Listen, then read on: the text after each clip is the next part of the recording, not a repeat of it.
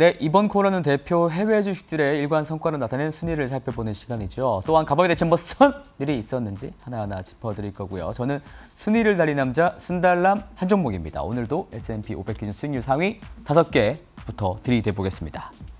오늘 순위는 아무래도 의약품 섹터가 좀 강했던 것 같죠. 모더나와 화이자, 그다음에 버텍스 파마스티컬, 오르가논까지 들어가 있으니까 헬스케어, 바이오테크놀로지 종목들이 점령한 날이었습니다. 1위 모더나가 최근에 좀 자주 나오는 것 같은데요. 변동성이 큰 만큼이나 어제도 크게 올라서 $400 고지를 다시 한번 넘겼습니다. 계속 나오고 투자자분들의 관심도 지대하니까 오늘도 한번 짚어보겠습니다. 먼저 모더나의 주가 차트입니다. $350를 딱 찍고 반등에 성공을 하더니 바로 예쁘게 다시 $400 고지를 넘겼는데요. 쉽게 급락을 용인하지 않겠다라는 외침으로까지 좀 들립니다. 먼저 모더나는 호재거리가 몇 가지 있었습니다. 3가지 정도로 좀 추려서 말씀을 드릴 건데요. 우선 바이든 행정부가 이르면 이번 주에 코로나 백신의 3번째 접종에 관한 계획을 발표할 예정이라고 밝혔습니다. 원래 코로나 백신을 2번만 맞으면 되잖아요. 근데 이후에 또 맞는 이른바 부스터샷에 대한 필요성 정책이라고 합니다. 이르면 9월 중하순까지 우선 요양원과 보건요원들을 대상으로 해서 3번째 주사를 접종을 개시한다고 합니다. 이렇게 되면 아무래도 이제 접종 횟수가 늘어나다 보니까 백신 기업에게는 당연히 핵 이득인 부분이죠. 그리고 두 번째 이유입니다. 뉴욕주. 아직은 뉴욕주 주지사 자격으로 있는 앤드류 쿠모가 백신 접종을 의무화하겠다고 발표한 것입니다. 백신 접종 의무 대상이 되는 사람들은 공공, 민간 할 것 없이 모든 병원과 요양원에 있는 의료 종사자들을 대상으로 한다고 합니다. 이 대상 인원들은 9월 27일까지 최소한 1회분의 백신을 접종을 해야 되는데요. 현재까지 주병원 근로자 45만 명 중 75%, 요양원 근로자 14만 명 중 68%만이 완전한 예방접종을 받았다고 뉴욕주는 밝히고 있습니다. 한편 쿠오모는 성희롱 스캔들로 사임하게 돼서 그의 임기가 8월 23일 오후 11시 59분인데요. 퇴임 직전에 또 기업과 교사에 대한 백신 의무화 관련 선언도 할 것임을 좀 암시를 했습니다. 지방정부가 나서서 사실상 백신 여권을 요구하는 상황으로까지 좀 보이는데요. 이 정도면 백신에 정말 쿠오모가 진심인 것 같은데 정치인으로서 마지막 주민들을 위한 숭고한 사명인 건지 아니면 이해관계가 있는 건지 그건 모르겠지만 참 흥미로운 사실입니다. 이어서 마지막은 영국 이야기입니다. 네, 영국 의약품 규제 당국이 모더나가 개발한 코로나 백신에 대한 허가를 확대했다는 소식입니다. 원래 18세 이상에만 사용되는 것이 모더나 백신이었는데요. 이것을 12세부터 17세까지 그러니까 청소년층에게도 사용 허가를 내렸다는 겁니다. 지난주 스위스의 결정 이후에 곧바로 이어진 건데요. 이런 시류가 미국에게까지 좀 이어지면은 모더나로서는 당연히 긍정적이라고 볼 수가 있겠습니다. 너도 나도 모더나가 필요하니까 사실상 모더나가 갑인 거 아닌가라는 생각까지 드는데요. 실제로 8월 2일에는 모더나가 EU에 납품하는 백신 가격을 기존 $22.6에서 $25.5로 10%가량 올리기도 했네요. 그러면 대체 모더나가 팔아먹은 백신 매출 규모가 어느 정도인지 좀 궁금하신 분들이 계실 것 같아서 제가 좀 찾아봤습니다. 2020년 의약품 매출 기준 1위는 에브비의 휴미라입니다. 셀트리온이 바이오시밀러하는 약품 그거 맞고요. 이 블록버스터 의약품으로 작년에 벌어들인 매출이 약 $198억 정도 됩니다. 근데 모더나가 이미 올해 계약한 백신 매출만 $200억 하니까요. 그리고 내년에도 또 총 $200억 계약이 맺어져 있기 때문에 매출의 가시성이 굉장히 높은 상황입니다. 원래 백신 시장은 규모가 $10억 미만의 비교적 작은 시장이었습니다. 하지만 이번 코로나 사태로 mRNA 기술의 효과성이 입증되었기 때문에 모더나에게는 잘된 일이고요.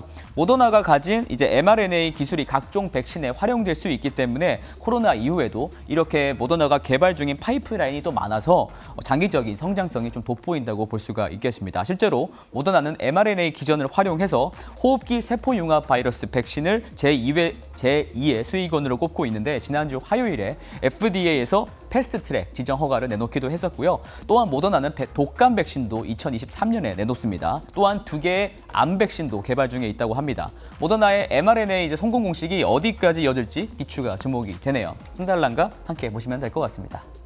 다음은 대표적인 하락 종목 5가지입니다. 하락 종목은 섹터가 좀 다양하긴 한데 의결권 클래스 차이 때문에 두 자리를 꽉 차지해버린 언더아머가 바로 눈에 띕니다. 언더아머에 대한 말씀 바로 좀 드려보겠습니다.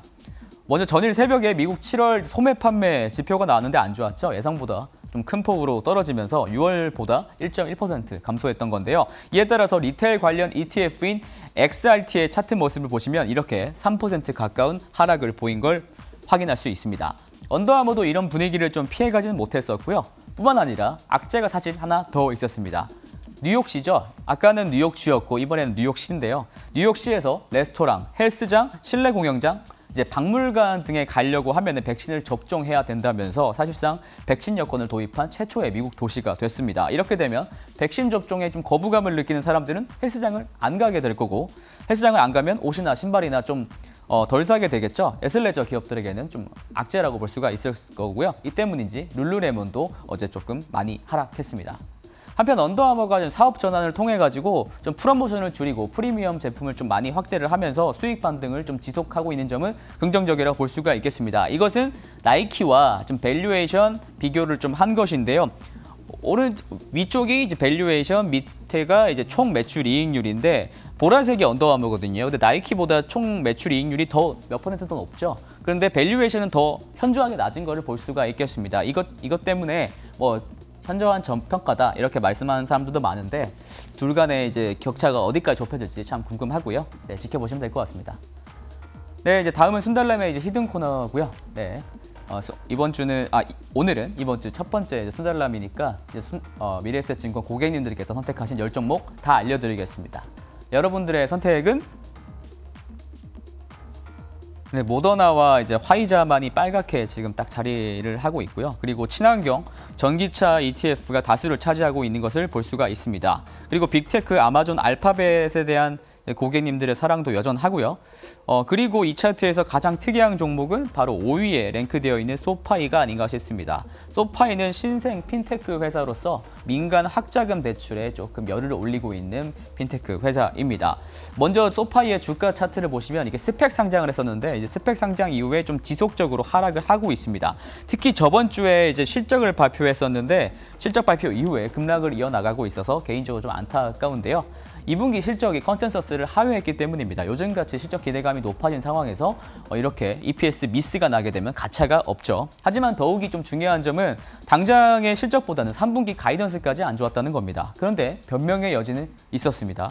코로나 때문에 정부가 학자금 대출 유예 기간을 연장했다고 했었다고 합니다. 기존에는 9월 말까지가 유예 기간이었는데 이게 내년 1월 말까지 연장이 된 거고요. 이로써 학자금 대출 사업을 하는 소파이에게는 좋을 리가 없고 이에 따라서 하반기에만 관련 손실이 4천만 달러에 이를 것이라고 소파이는 밝혔었습니다. 하지만 그래도 소파이의 본업은 좀 잘 나가고 있는데요.